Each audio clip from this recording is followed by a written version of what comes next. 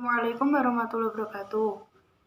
Di sini kami akan mempresentasikan makalah kami dengan tema manajemen penyakit dalam Islam.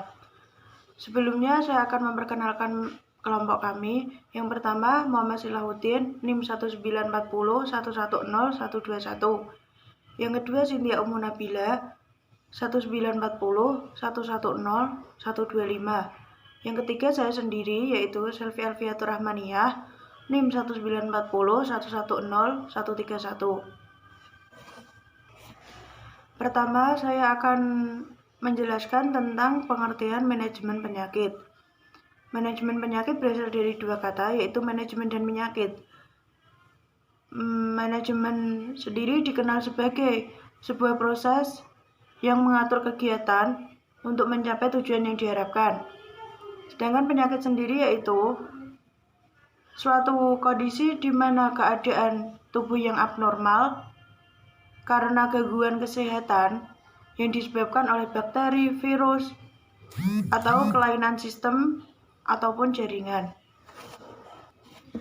Jadi, dapat disimpulkan manajemen penyakit yaitu pengelolaan pengendalian yang berkaitan dengan penyakit dengan tindakan perawatan yang baik agar mencapai tujuan yang diharapkan.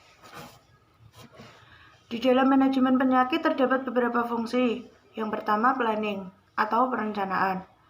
Planning sendiri adalah merencanakan segala sesuatu yang berkaitan dengan strategi dan penanganan penyakit oleh konselor. Yang kedua yaitu organizing atau pengorganisasian. Organizing sendiri adalah mengorganisasikan keterlibatan pihak yang terkaitan dengan penanganan konseli. Yang ketiga yaitu actuating atau pengarahan. Actuating adalah berkaitan dengan pengarahan pihak yang terlibat dengan pasien yang terkait dengan peran dan fungsinya. Yang terakhir yaitu controlling atau pengawasan. Controlling adalah pengawasan dalam pelaksanaan agar sesuai dengan tujuan yang hendak dicapai. Selanjutnya akan dijelaskan oleh Mbak Cynthia.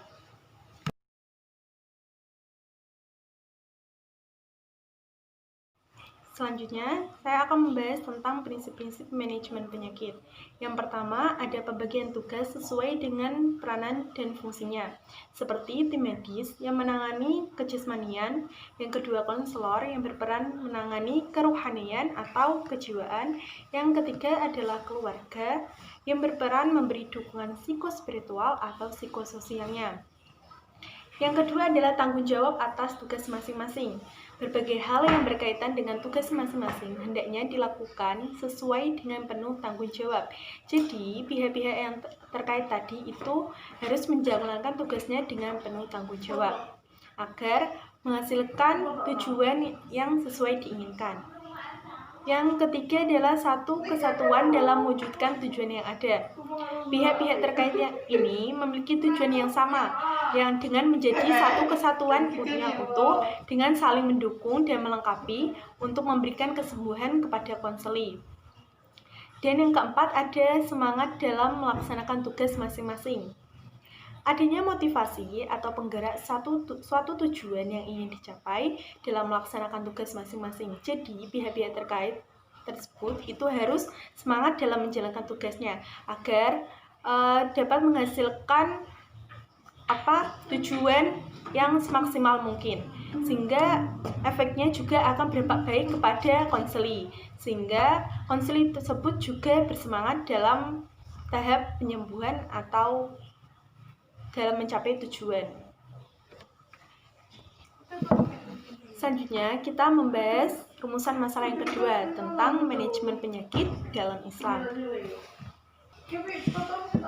Di dalam manajemen penyakit ini, menurut Islam, berisi tentang pengendalian penyakit dengan cara pencegahan dan juga pengobatan gangguan kesehatan mental menurut ajaran-ajaran yang sesuai dengan Al-Quran dan Hadis. Yang pertama, kita akan membahas tentang pencegahan gangguan kesehatan mental dalam Islam. Islam sebagai agama yang menyeluruh mengandung banyak nilai-nilai yang dapat diterapkan untuk mencegah terjadinya gangguan jiwa. Di antaranya adalah yang pertama, sholat 5 waktu. Setiap umat muslim diwajibkan untuk melaksanakan sholat 5 waktu dalam sehari. Apabila dilaksanakan dengan niat, ikhlas, tulus, dan tumaknina, sholat dapat merelaksasikan pikiran dan otot yang tegang. Dengan demikian, tingkat stresor dapat berkurang sehingga kemungkinan timbulnya gangguan jiwa juga menurun. Yang kedua adalah ikhlas dalam aktivitas. Islam mengajarkan kita untuk memulai segala aktivitas dengan meluruskan niat ikhlas semata mencari ridho Allah. Niat ikhlas menjaga kita dari timbulnya pikiran-pikiran yang menyimpang. Sehingga apapun hasil dari setiap usaha kita akan tetap bersyukur. Dan dengan demikian bisa terhindar dari perasaan kecewa, sedih yang merupakan stresor yang pencetus gangguan jiwa. Yang ketiga adalah tidak memperturutkan hawa nafsu. Dalam Islam, kita diajarkan untuk tidak selalu mengikuti hawa nafsu dalam berbuat sesuatu. Cara menjaga diri kita agar terhindar hawa nafsu biasanya dengan berpuasa, karena ketika umat muslim berpuasa, mereka akan menahan hawa nafsu seperti makan, minum, dan juga perbuatan yang tercela atau buruk, seperti tidak berbohong, tidak melakukan hal-hal negatif yang membuat seorang konseli atau pasien itu menjadi mudah terserang gangguan mental. Dan yang keempat adalah menjaga silaturahmi dan berbaik sangka terhadap orang lain. Menjaga silaturahmi dan tetap berbaik sangka merupakan perbuatan yang dianjurkan dalam Islam. Dengan tetap berpikir baik terhadap orang lain dan tidak saling menggunjing, merendahkan ataupun menghina saudara kita akan membuat diri kita terhindar dari gejala gangguan kejiwaan. Dan yang terakhir adalah menghindari sifat ujub, riya, takabur, dan hasad. Sifat tersebut merupakan sifat-sifat yang tercela, yang merupakan sifat yang harus dihindari oleh orang muslim. Orang-orang yang memiliki penyakit hati ini akan cenderung merasa sedih, kecewa, dan selalu merasa tidak puas dengan apa yang dimiliki. Semua perasaan tersebut bisa menjadi penyebab munculnya gangguan jiwa.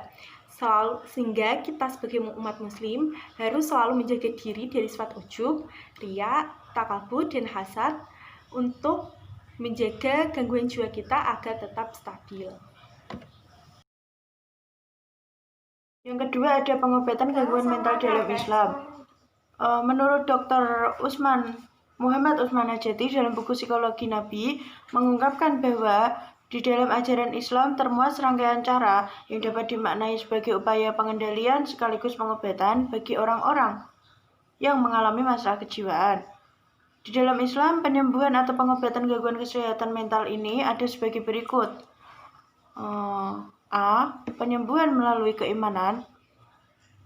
Keimanan kepada Allah Azza wa Jalla yang intinya bertauhid dan mendekatkan diri kepadanya merupakan fondasi yang sangat kokoh dalam membentuk konsep diri dan kepribadian manusia. Penanaman konsep keimanan yang dilakukan melalui belajar, beramal, dan bertawakal akan mampu memberikan kekuatan spiritual yang dahsyat pada diri seorang konseli sehingga dia akan mampu menghadapi kondisi sesulit apapun. Yang kedua ada penyembuhan melalui taubatan nasuha atau taubat yang sesungguh-sungguhnya. Artinya, seseorang dikondisikan atau idealnya mengkondisikan diri untuk kembali kepada Allah, memohon ampun kepadanya atas segala dosa dan maksiat yang pernah untuk memohon ampun kepadanya atas segala dosa dan maksiat yang pernah dilakukan, memasrahkan diri kepada Allah sehingga beban-beban psikologis sebagai akibat dari dosa bisa dilepaskan. Yang ketiga, penyembuhan melalui ritual ibadah, yaitu sholat, saum, zakat, dan sedekah, ibadah haji, doa, zikir, membaca, menelaah, serta mengamalkan Al-Quran.